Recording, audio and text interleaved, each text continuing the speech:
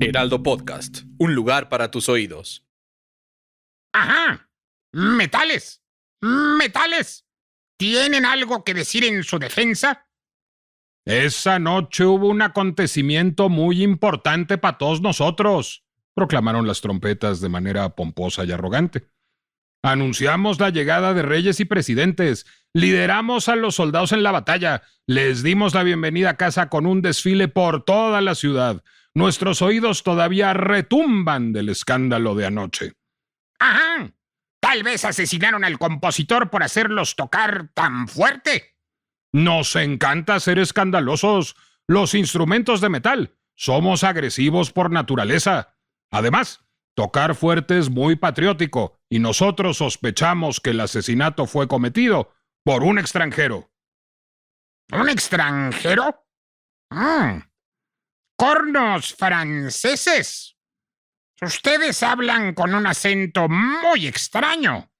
¿Qué tienen que decir al respecto? Los cornos franceses no entendieron la pregunta y empezaron a murmurar frases de amor. Es amor, emoción de volverte a ver, respirar tus aromas de camembert, besos y quesos son la estofa misma de la ilusión. Ese vato deje en paz a los cornos franceses, dijeron los trombones. Estaban tan chípiles anoche que nos los llevamos al bar para contarles unos chistes y que chuparan su champán. Total que estuvimos de pachanga comiendo chimichanga, toque y toque, baile y baile, chupe y chupe hasta el amanecer. No me volví loco. Esto sí es la pinche complejidad. Yo sí soy Nicolás Alvarado, no he decidido cambiar de oficio y no he decidido ingresar a un sanatorio psiquiátrico. El asunto es que este parlamento que acabo de leer es un texto de Lemony Snicket, o estos parlamentos que acabo de leer.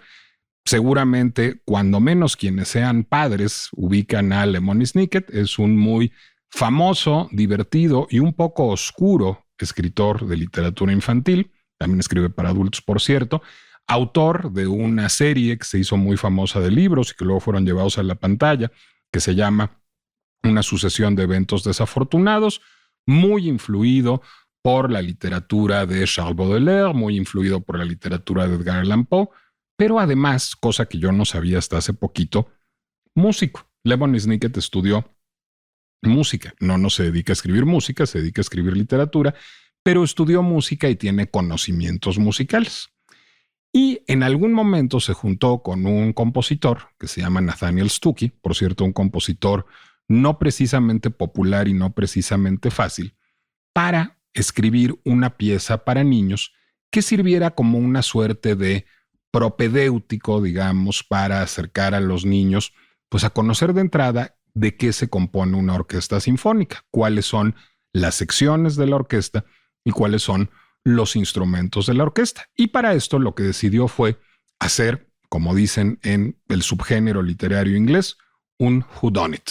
Whodunit, es decir, dicho en habla popular, quién lo hizo, es decir, quién lo mató, es un subgénero de la literatura de detectives muy identificado con Arthur Conan Doyle, con Agatha Christie, con Dorothy Sayers, pero incluso, bueno, pues si piensan en los juegos de mesa, Clue es un whodunit, por ejemplo, o hay muchas películas que son whodunits que se tratan de saber quién es el asesino. Bueno, esta pieza, El compositor está muerto, parodia, digamos, la estructura del whodunit para plantear que hay un inspector bastante idiota, personaje que hago yo, ahorita les cuento en qué contexto, que está tratando de averiguar quién mató al compositor. Y en el camino de tratar de averiguar eso, pues vamos conociendo todas las secciones instrumentales y algunos instrumentos de la orquesta.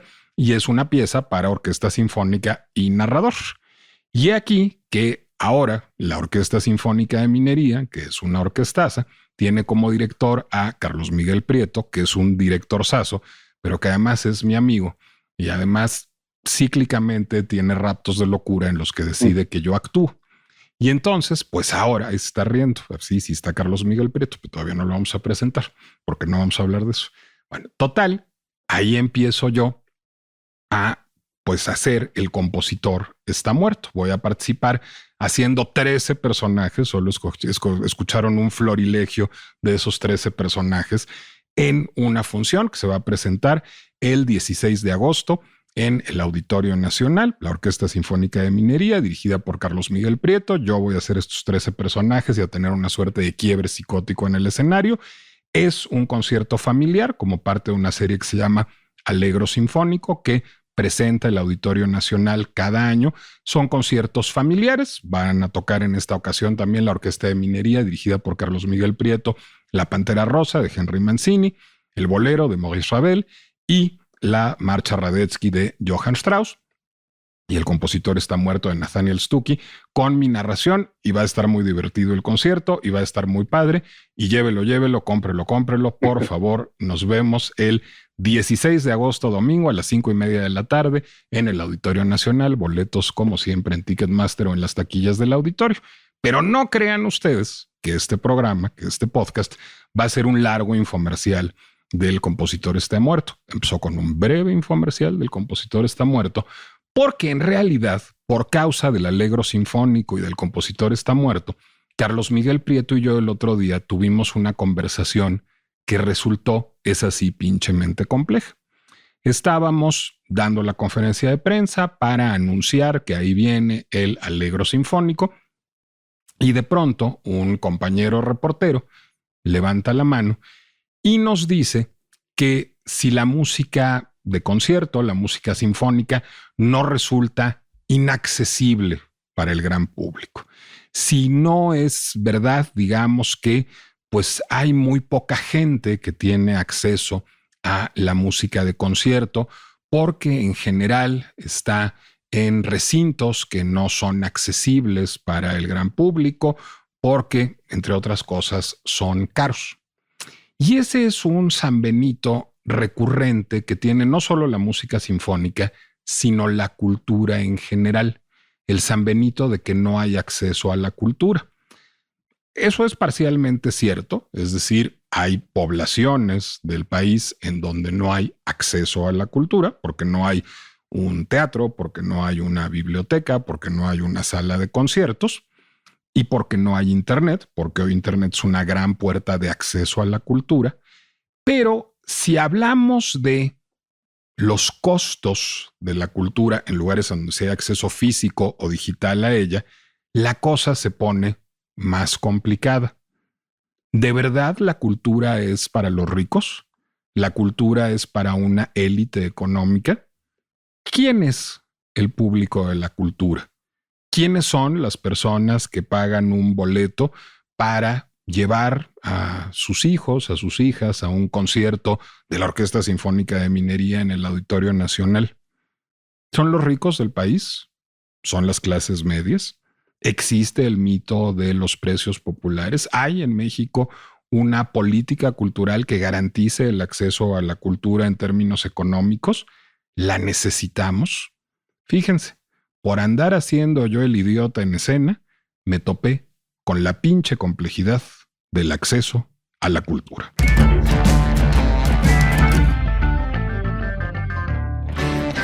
Soy Nicolás Alvarado, me da mucho gusto darles la bienvenida a La Pinche Complejidad, el podcast de El Heraldo Podcast, en donde normalmente tomamos incluso una cosa sencilla, feliz, festiva, alegre, como el Allegro Sinfónico de la Orquesta Sinfónica de Minería, y la hacemos pinchemente compleja, que es lo que nos pasó a Carlos y a mí platicando.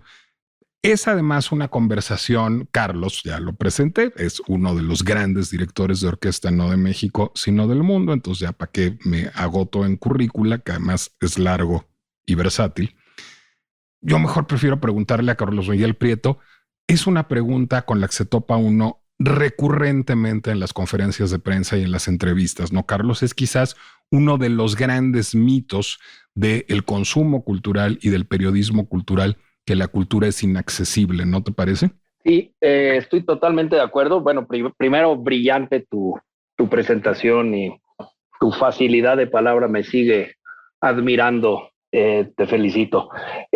No, déjate eso. Si no hago bien la escena, me corres. Entonces era como examen casi. Bueno, pues mira, yo como tú dices, lo pones clarísimamente y sí es un San Benito porque es como estas cosas que se dan en todas las conferencias de prensa o en la percepción de la gente.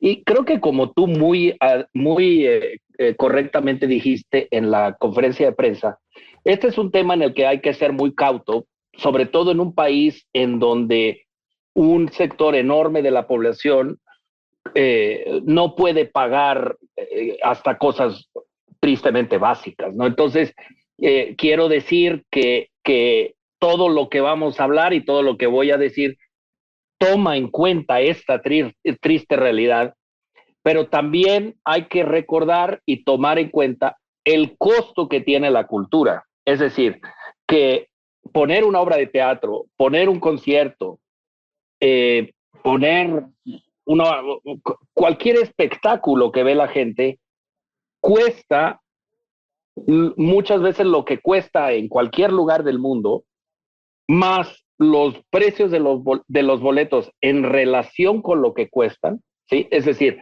la relación entre el costo del boleto y el costo del evento en México es diferente que en Estados Unidos, ¿sí? Es decir, en México el costo de poner un concierto es bastante similar al que puede ser en una ciudad media en Estados Unidos, más el precio del boleto en México tiende a ser entre 5 y 6 veces más barato, ¿sí? Ahora, ¿qué pasa? Que yo no estoy hablando de todos los conciertos, ni estoy hablando de los conciertos, digamos, del tipo más, del género que se vende mucho, que es el género popular. Un poquito para ver esto, me metí a ver ahorita, porque me enteré que venía Bruno Mars a México en estas fechas, y me metí a ver un boleto similar al que pudiera ser en la Sala Nesa, y el más barato cuesta como 2,000 pesos, o sea, 1,800 pesos. Que no, El más barato para Bruno Mars. el más barato para Bruno Mars en un sitio similar al que pudiera ser un asiento en la Sala Netzahualcóyotl. Es decir, en Gallola cuesta menos. Bueno, no menos. El boleto más barato que veo yo aquí está como además está en dólares, está como en $70, que son cerca de 1,400 pesos, un poquito abajo de 1,400 pesos. Pero No, pues si sigue el dólar como va a estar un poquito arriba de 1,400 pesos. Entonces, el boleto, digamos, un buen boleto para la gente que quiera estar tan cerca como están en la Sala Nesa, costaría bastante arriba de 2,000 pesos. Entonces, ese tipo de eventos, yo creo que se cuecen aparte. Es decir, la misma gente que pregunta cuánto cuestan nuestros boletos, a veces ignora que en la industria hermana, que es la industria de la música popular, y no solo la música popular de los cantantes que vienen de fuera, sino de los grupos mexicanos, el precio de los boletos es igual o mayor al que puede ser en Estados Unidos. Mientras que el precio en México es frecuente veces 4 a 5 veces menor que el precio equivalente en Estados Unidos. Y esto es interesante porque aquí te habla de una percepción hasta cierto punto equivocada, porque la cultura en México está subsidiada más de lo que está en Estados Unidos y bastante más de lo que está en Europa. Es decir, evidentemente no digo en todas partes de Europa, o sea, pero ¿a qué me refiero? Que si tú vas a una obra de teatro en el Julio Castillo, tú vas a pagar un precio de un boleto que en realidad es un costo de recuperación de un porcentaje muy bajo de lo que costó, y que el Instituto de Bellas Artes o quien sea quien paga el resto está financiando el resto. Eso es lo que yo llamo el subsidio. Si esa obra de teatro fuera a costar lo que cuesta, costaría 10 veces más, por lo menos. Es que, a ver, Carlos, yo creo... Sí. No, dime, No, perdón, te y interrumpí. dependería de estar lleno hasta la bandera siempre para por lo menos ser capaz de poner el espectáculo. Entonces, ¿qué pasa? Que hay una cosa que es la percepción y otra cosa que es la realidad.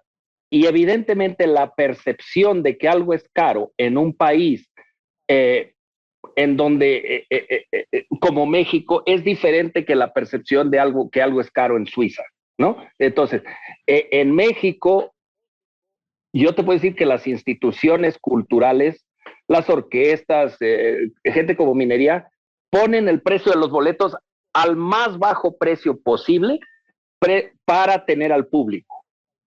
Y sabemos que eso no nos va a dar ni un 30% de lo que nos cuesta en el mejor de los casos.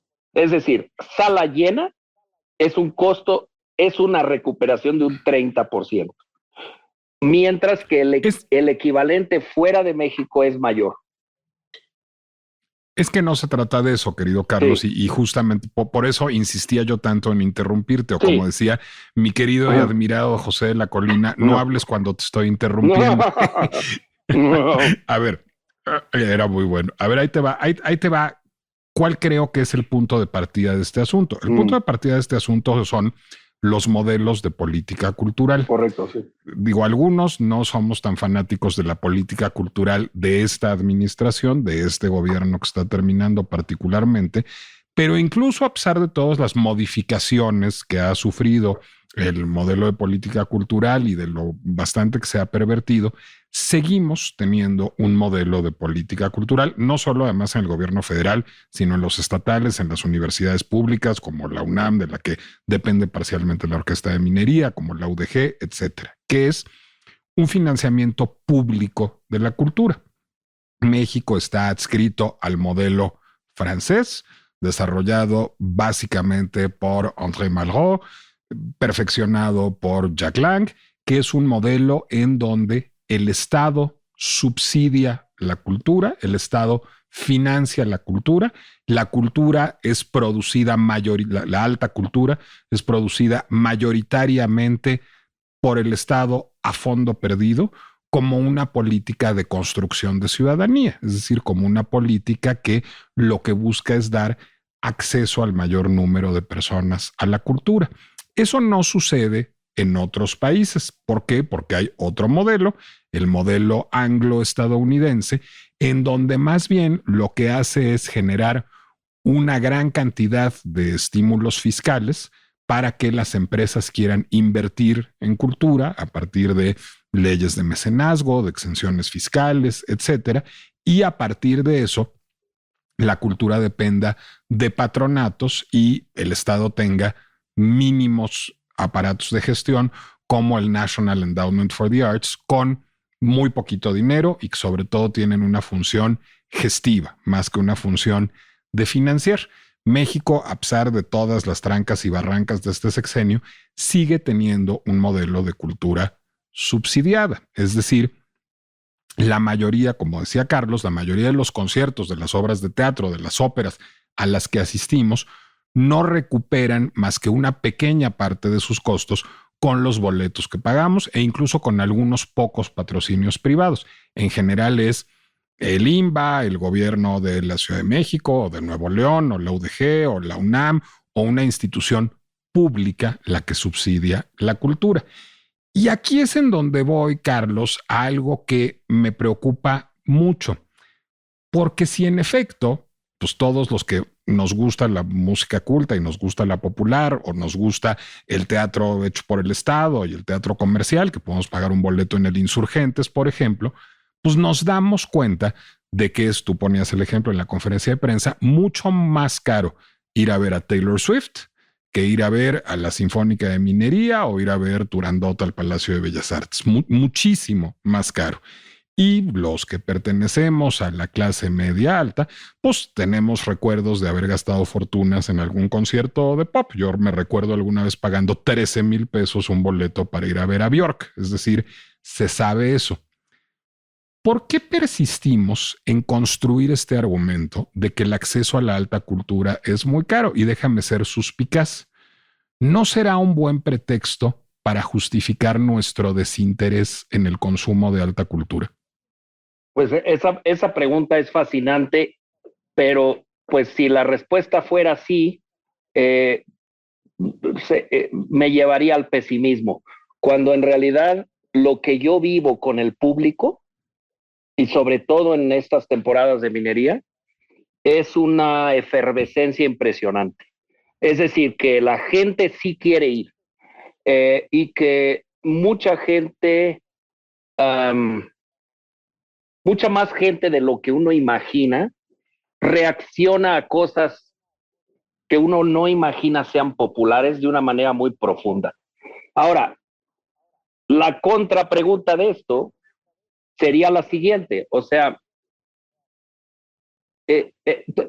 hasta cierto punto, los que hacemos lo que hacemos, sabemos que no estamos para atraer al gran público, es decir, que nuestro objetivo no son 20,000 personas, no son 60,000 personas, o sea, como lo puede ser el Foro Sol o el Estadio Azteca o incluso el auditorio, sino son 1,000, 2,000 personas como máximo, 3,000, 4,000 en fin de semana.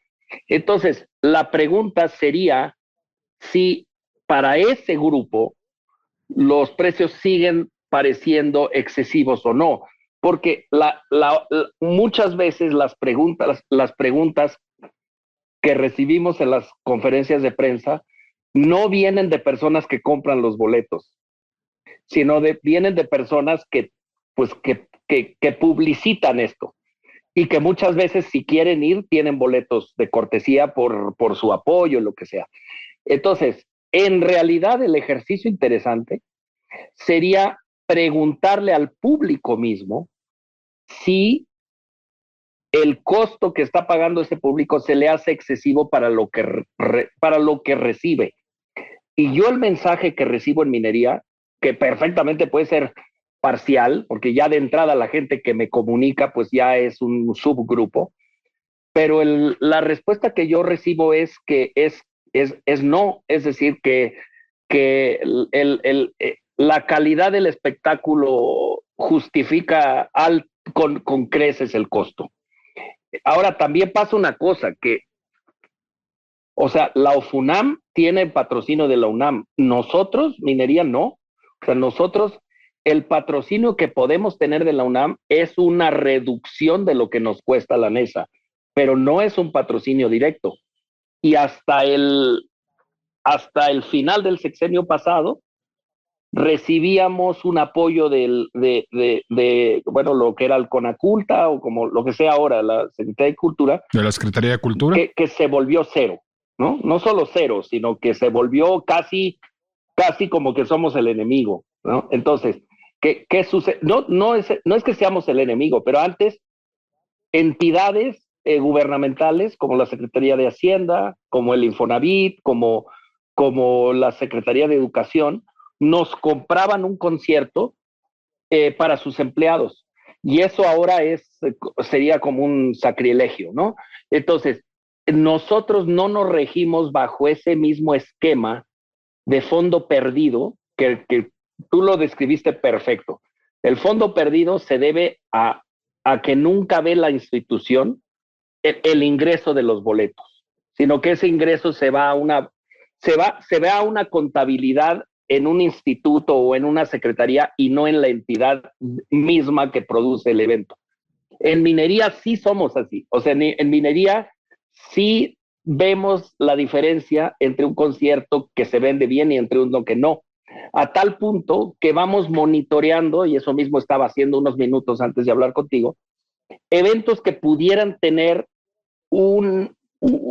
que estén jalando menos para ver cómo los publicitamos para empujarlos un poquito. Eso mismo que te digo no sucede en muchos organismos públicos porque no tenemos ese incentivo, porque no pagamos el costo el único costo que pagamos de un teatro no muy concurrido es un costo de que es menos agradable, pero no depende de eso que puedas hacer una cierta sinfonía o no. Y eso en minería sí es así. Y por eso, ¿de qué vive la Sinfónica de Minería? Pues Carlos? Mira, vive, bueno, evidentemente de los abonos y de la compra de boletos. Tenemos un patronato y tenemos un grupo de personas que nos apoyan, pero no es el modelo 100% americano, porque en el modelo 100% americano los patronatos tienen para ser miembro del patronato del Metropolitan Museum, pues debe ser mínimo unos $100,000 donativo anual. Para nada tiene que ver aquí, sino que la gente que trabaja en la parte administrativa de la orquesta está siempre buscando patrocinios. Ese es digamos, como dicen en inglés, the holy grail, porque el patrocinio en México no recibe un incentivo fiscal. Y esto a mí se me hace una tristeza y un poco una tontería, porque quien patrocina a alguien, algo, hasta se pone en el riesgo de que te auditen. Entonces, el incentivo a patrocinar en Estados Unidos es muy claro. Es que no solo patrocinas y recibes la buena voluntad de haber ayudado, sino que también recibes un incentivo fiscal. En México ese incentivo fiscal ha desaparecido. Entonces, vamos a suponer que a una orquesta, la orquesta, yo creo que es una necesidad, pero bueno, si lo comparas con un centro comunitario, con un centro educativo, con un sitio que apoye a la juventud desamparada, pues hasta cierto punto es un lujo, pero desincentivar el patrocinio de instituciones básicas de apoyo, a mí se me hace, no lo voy a decir como una crítica política, se me hace un error. Y también se me hace un error en lo que tiene que ver con la música, con la ópera, con el teatro, porque pues tú, mejor que nadie, Nicolás, sabes que estas son cosas que son básicas para el crecimiento y para el bienestar de la población. O sea, yo ayer compré, digo, te va a sonar increíble, pero tú fuiste al liceo, pues yo también, yo soy un fanático de la Comédie Française en París y voy a estar 5 días o 4 días en París y compré un boleto para el Avaro de Molière y me costó 13 euros, ¿ok? 13 euros. El mismo tipo de espectáculo en Nueva York me costaría $250. O sea, 200 euros. No, querido, yo acabo de ir a ver El enemigo del pueblo sí. con Jeremy Strong en Broadway y me costó $400 cada boleto. Y, o sea, tú los pagas porque tú, ese día que estás en Nueva York, pues es ese día que estás en Nueva York. Tú no puedes escoger el 25 de enero de 2027, ¿me explico? Sino que ese día, y entonces estos teatros tienen una forma muy inteligente de reservar boletos para Nicoláses Alvarado, que están 3 días y que quieren ver El enemigo del pueblo, que por cierto yo también vi, se me hizo genial. Y te salieron más baratos los boletos, por lo que veo.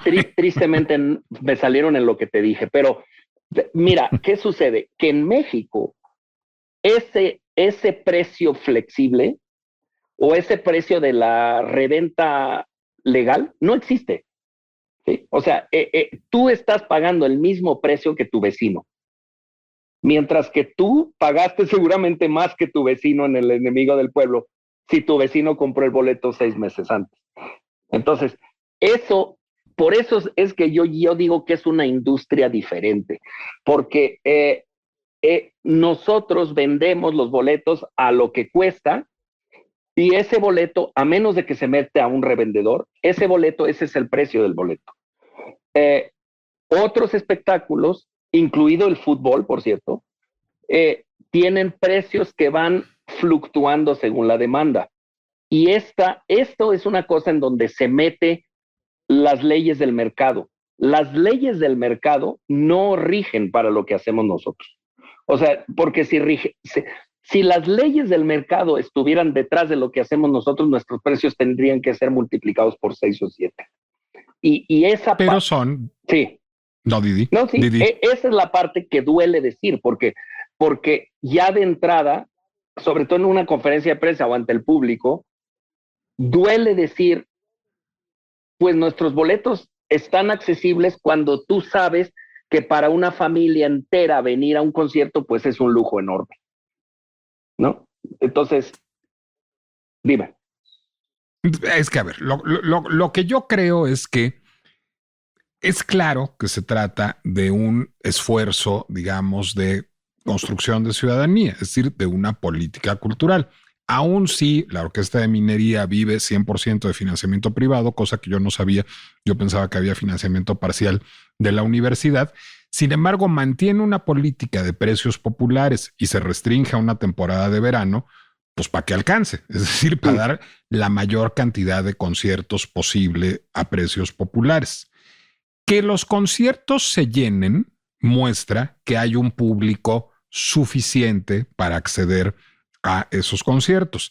Ahora, dados los precios de los conciertos, me dijiste cuánto cuesta el boleto más barato de Bruno Mars. El boleto más barato de Bruno Mars cuesta $70, es decir, 1,400 pesos. ¿Cuánto cuesta el boleto más caro para ver a la Sinfónica de Minería Irlandesa? Te voy a decir lo que durante años le dije a Jacobo Zabludowski.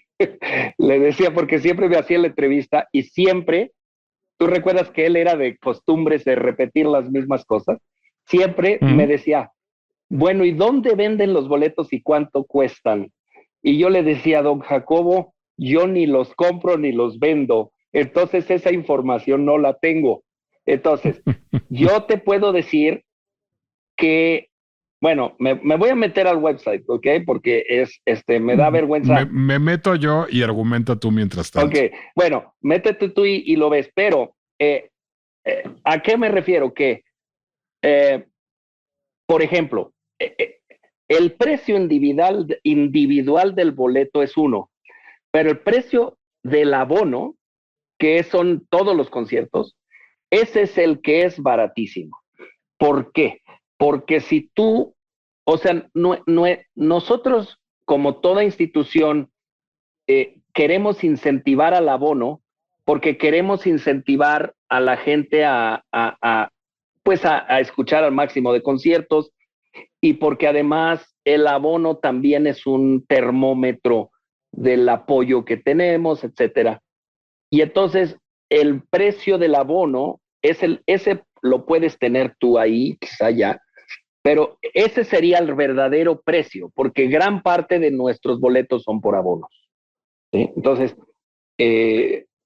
no sé si ya encontraste los precios. Ya lo encontré, querido Carlos. Son 700 pesos. Es decir, mientras el boleto más barato para ver a Bruno Mars cuesta 1,400 pesos, el boleto más caro, Top Ticket, para ver un concierto de la Sinfónica de Minería, cuesta 700 pesos.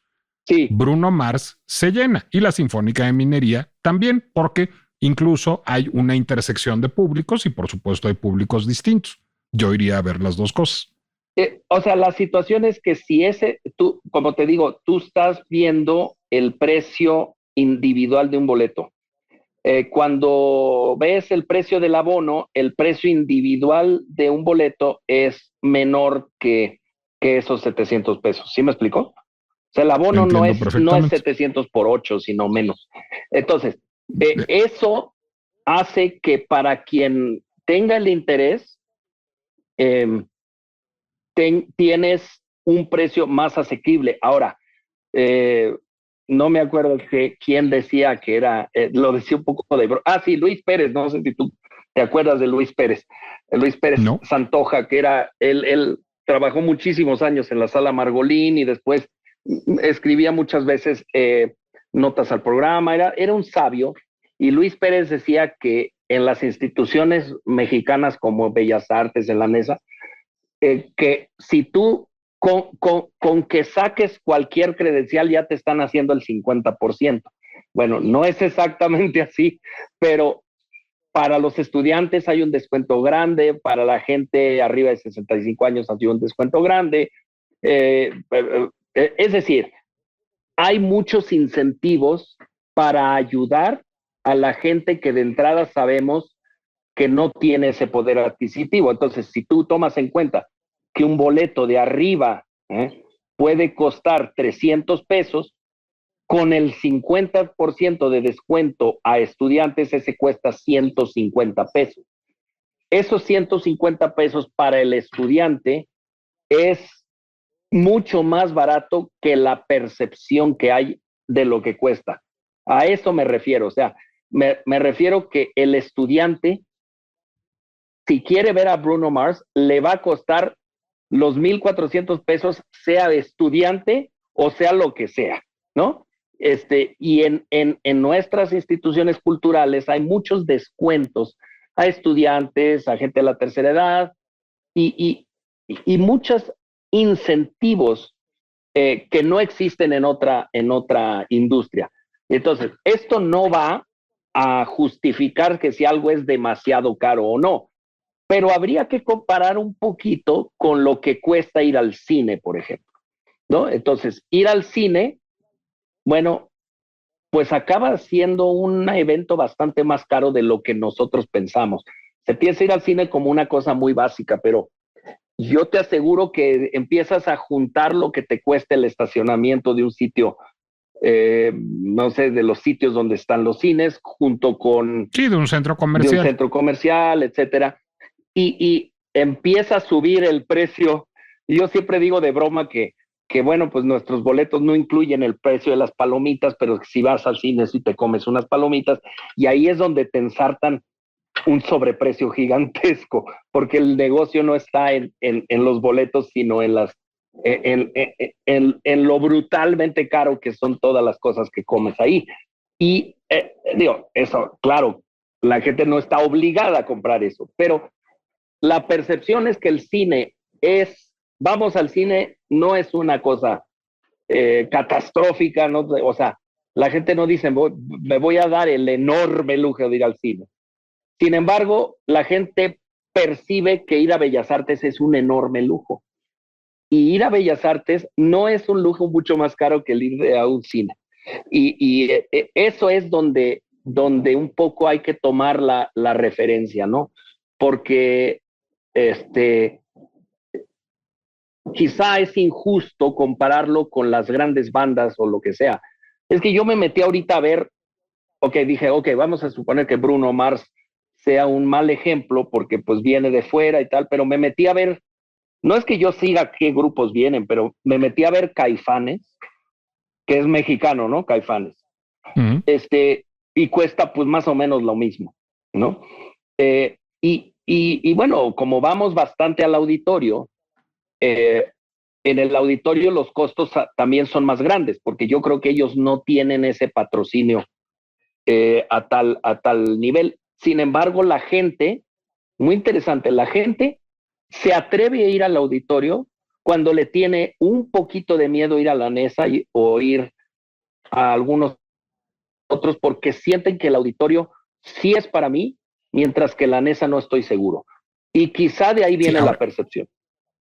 Veo difícil que hicieras un programa de Ligeti y Shostakovich en el auditorio. Es decir, el auditorio es en efecto otro tipo de recinto.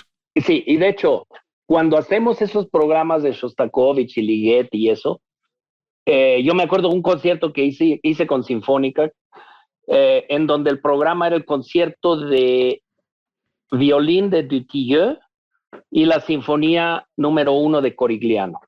Y que por azares del destino se llenó Bellas Artes. No me preguntes si es porque ese día había feria afuera o lo que tú quieras. Un domingo se llenó Bellas Artes. Y yo lo digo mucho en Estados Unidos como un ejemplo, no de que estamos en bonanza ni nada, sino como un ejemplo de cómo para la gente los eventos de las orquestas no son considerados como eventos exclusivos desde un punto de vista social. Y eso es una cosa muy importante. Es decir, que ahí es donde yo pongo más el dedo en el renglón, que somos absolutamente inclusivos. Es decir, que el costo es una cosa y el costo es algo que todos los que estamos detrás, si lo pudiéramos hacer gratis, lo haríamos gratis. Pero la parte de decir, vengan, y no importa cómo vienen vestidos, no importa cuánto sepan, esa es una parte en donde para mí es muy importante. Para mí es muy importante que en México se sepa que un concierto de orquesta es abierto a público que no necesariamente haya crecido con eso, o que sepa de eso, o cuya familia tenga cierta tradición de escuchar eso, sino todo lo contrario, abierto a quien sea. Y entonces, ¿qué pasa? Que evidentemente cuando tienes una institución como puede ser la Sinfónica Nacional, que se puede permitir el lujo de tener boletos a 80 pesos, pues vas a tener un componente de gente de un extracto socioeconómico diferente a que si en esa misma sala viene la Sinfónica de Los Ángeles o la Filarmónica de Los Ángeles. Entonces, ¿qué pasa? Que para la Filarmónica de Los Ángeles, esos boletos sí son de 1,000 pesos para arriba. Y sí se llena. Entonces, ¿a qué me refiero? Hay público, pero también hay que entender que a veces no hacemos suficiente para convencer a la gente que venir a oír un concierto como el que tenemos este fin de semana en Minería, pues es una oportunidad muy grande, como lo puede ser algo más taquillero desde un punto de vista popular. Pero bueno, pues como tú estás en lo mismo, en esto, ese sí es la lucha de toda la vida, porque tú sabes que tienes tu público cautivo, para el cual casi cualquier programa funciona. Pero ese público cautivo tú lo quieres multiplicar por 2. Y para multiplicarlo por 2, tienes que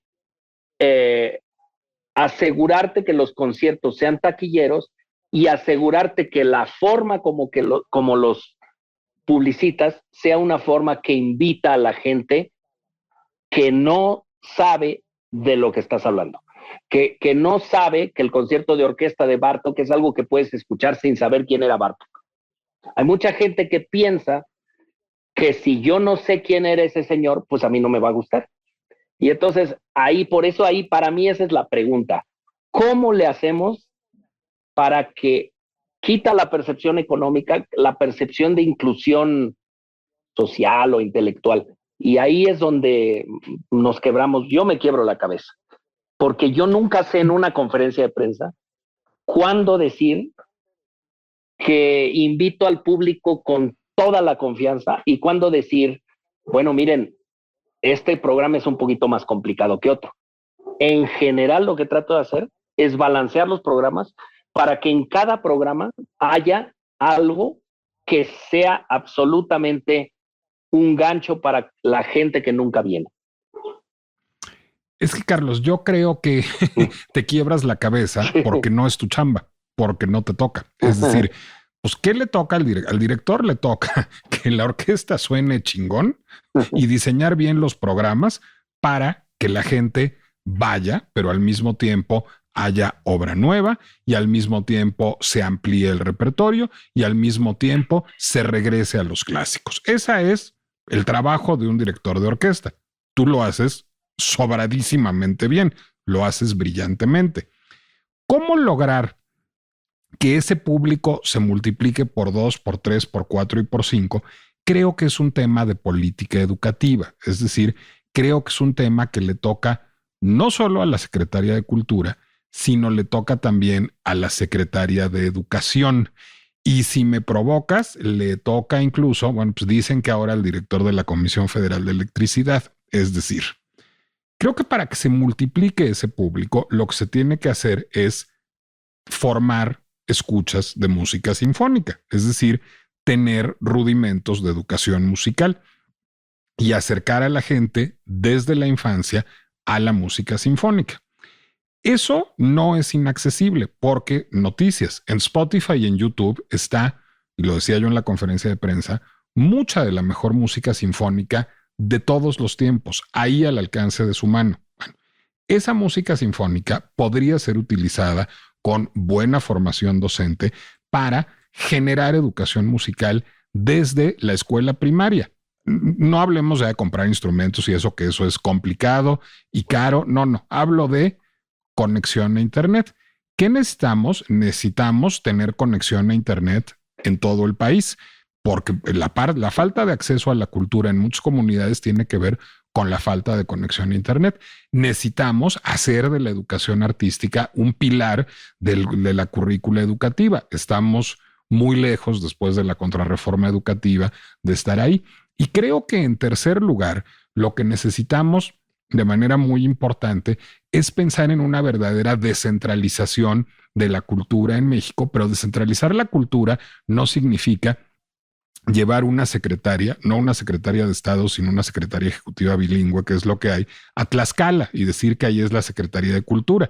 Significa construir infraestructura cultural en todo el país para que a lo mejor la Orquesta Sinfónica de Minería pueda ir, o para que a lo mejor la banda de alientos de esa comunidad pueda tocar. ¿No crees que va más por ahí la creación de públicos que con bajar más los precios de los boletos? Pues sí, pero te voy a decir en inglés que la evidencia de los últimos años es wishful thinking, porque lo que sucede es que la realidad es que yo me he cansado de decir que tener una orquesta sinfónica o tener un coro es el tesoro mayor, y que hay que gastar más en promover y llevar a ese tesoro por todo el país, pues que en cosas que cuestan muchísimo dinero de forma temporal, pero que le ponen una medallita a alguien que está trabajando en alguna secretaría. O sea, es decir, el trabajo de base, que es el trabajo de educación musical, que el trabajo de llevar maestros, de llevar orquestas, ese es algo costoso. Oye, pero es mucho más costoso el sobreprecio que tú y yo pagamos por la ineficiencia burocrática que tienen estas instituciones. ¿Sí? Es decir, si tú ahorita sobrevive Carlos Chávez y se empieza a meter a ver lo que cuesta administrativamente un instituto que él creó en relación con el producto para el cual lo creó, se caería para atrás. ¿Me explico? Entonces, eso que ya es una cosa que no podemos contra ella, o sea, por ello digo, es la pemexización de la cultura, ¿no? Y entonces, ese sobrecosto administrativo, esa es en parte la razón por la cual lo que tú dices en este momento ni siquiera se piensa. Pero es que, perdón, va a sonar muy feo, pero no, la discusión no se da. Es decir, no se da porque parece que no hay la conciencia de que es importante, ¿sí? Entonces, cuando hay una conciencia, por lo menos sabes, ok, llevar a una flautista a un pueblo de Oaxaca me puede generar que 25 niños toquen flauta o que 20 toquen clarinete. No tienen esa visión. Porque la visión es, no, Didi, cuando mucho, me voy a colgar la medallita de ver a 400 niños tocar el huapango. Y eso es un logro enorme. Para mí el logro enorme es el trabajo que no se ve y el trabajo que no se publicita, que es el trabajo de llevar la música a las comunidades, aunque eso te cueste más que hacer un festival en el Zócalo gratis, que eso te cuesta mucho más que cualquier cosa. Yo una vez hice un cálculo difícil de recuperar de lo que costó, no me acuerdo qué evento que se hizo en el Zócalo, en relación a lo que cuesta el funcionamiento de una orquesta sinfónica. Te hubieras quedado aterrado de esto.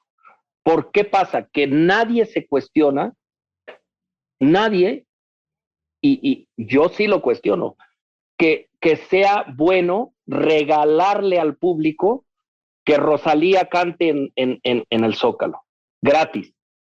Bueno, es que lo que pasa es que no es gratis.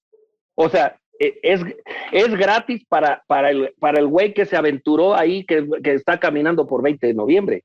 pero para la población no es gratis, porque nos está costando el costo de oportunidad de 1 o 2 o 3 años de una orquesta sinfónica, darle vueltas al país, llevando un modelo educativo como el que tú comentas. Entonces, ¿qué pasa? Que eso podemos empujar, pero no es que nos hayamos rendido, es que pues yo no tengo a mí no me pelan, ¿me explico? Seguramente ni a ti. Entonces llegas a decir, bueno, mi abuelo decía una cosa que suena muy feo, pero lo voy a decir: con esos bueyes hemos de arar, ¿ok? Entonces, ¿qué sucede? No es que yo esté llamando bueyes a gente que merece mi respeto, no es eso.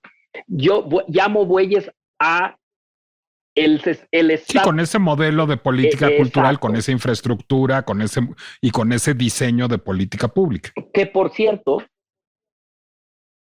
es política pública no de izquierda, porque la política pública de izquierda sería la que tú estás diciendo, ¿no? O sea, una política pública de izquierda sería la política pública que permitiría cosas como lo que tú describes, como que la gente en general tenga acceso a las orquestas, tenga acceso a X, Y, Z. Cuando en realidad aquí la situación es que parecería, el mensaje que yo recibo es: ustedes son un lujo y dense por bien sentados de sobrevivir. Pero pues no es mi prioridad, porque en realidad esto es un lujo.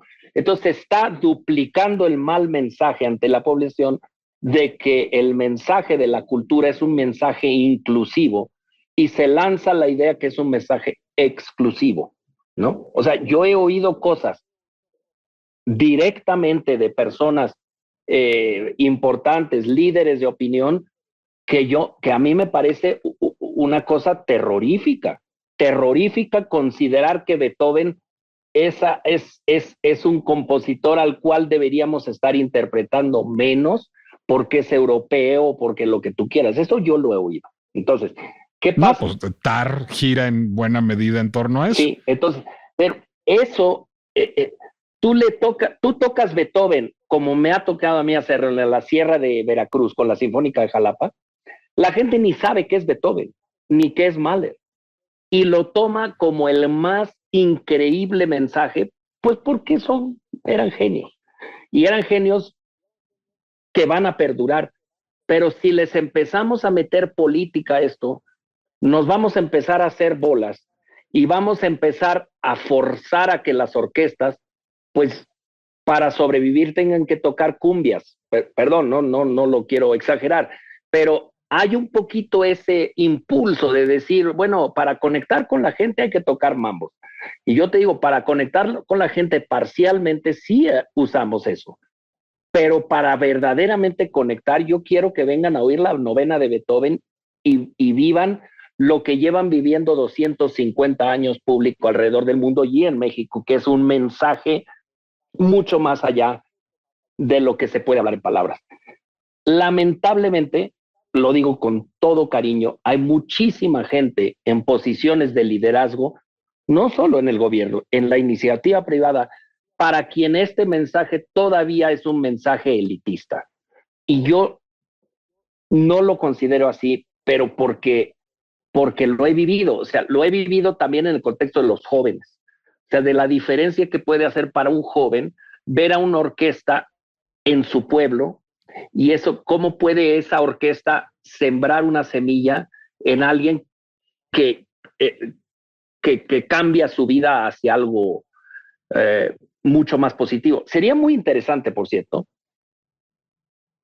que en vez de hablar con gente como yo, que no digo que sea mucho o poco, pero que el mensaje sea con músicos de orquesta, muchos de los cuales empezaron a tocar sus instrumentos gracias a algún tipo de política como la que tú describes. De llevar una orquesta a un pueblo, de llevar una orquesta o de traer a la gente patrocinada a un concierto. Y ahí creo que el mensaje sería muy interesante. Sería decir, esos señoras y señores que están tocando de la orquesta, No son gente como nos la imaginamos. Es gente como cualquiera que en algún momento se enamoró del oboe porque oyó un solo de Mozart. Y ese es el mensaje misterioso que tiene lo que hacemos. Ese tipo de contenido social es muy difícil que yo se lo encuentre a Taylor Swift. ¿Me explico? O sea, te juro que yo no la menosprecio. O sea, tengo 2 hijas, entonces entiendo, pero y no son mutuamente excluyentes, no, además. Y Taylor Swift empodera a las jóvenes, a las mujeres, hay mucho positivo, pero no va a hacer que una persona en la Sierra de Oaxaca decida dedicarse al clarinete y que eso le cambie su vida a él, a ella y a su familia. Eso no sucede. Carlos Miguel Prieto, mientras no tengamos esas conversaciones en el Congreso de la Unión, habrá que tenerlas en las aulas, en los podcasts y en las salas de concierto, como lo haces tú muy bien. Y como lo haremos, ya me regañaron el 18 de agosto, no el 16 de agosto, domingo 18 de agosto, SAPE, 5:30 de la tarde, domingo 18 de agosto, 5:30 de la tarde, Auditorio Nacional. El Alegro Sinfónico de la Orquesta Sinfónica de Minería, dirigida por Carlos Miguel Prieto, con su servidor como narrador y víctima propiciatoria. Carlos, ¿cómo podemos seguirte en redes sociales? Yo tengo un website que es carlosmiguelprieto.com, pero también tengo uno de mis enormes defectos es que no hago yo las redes sociales. Entonces, que se metan ahí. Estoy en Facebook y en Instagram, pero nunca me he metido a Facebook y Instagram. Y pido disculpas porque yo sé que es una cosa como incomprensible, pero a través de mi website, que es mi nombre, carlosmiguelprieto.com, entran en todo eso. Y lo más importante para mí es que entren al website de la orquesta, porque la Orquesta Sinfónica de Minería tiene un website que tiene muchos links a muchos videos y a muchas cosas que si te haces amigo, no tienes que pagar nada, amigo de Minería, tienes acceso a video de la semana pasada, entrevistas muy interesantes, etcétera. Y eso es otro servicio que tratamos de dar absolutamente sin ningún costo. A mí este tipo de entrevistas me deja con la cabeza llena de ideas y me encantaría que tuviéramos un bis porque este tema para mí es importantísimo y creo que para mucha gente joven es muy interesante en México. ¿Cómo encontrar,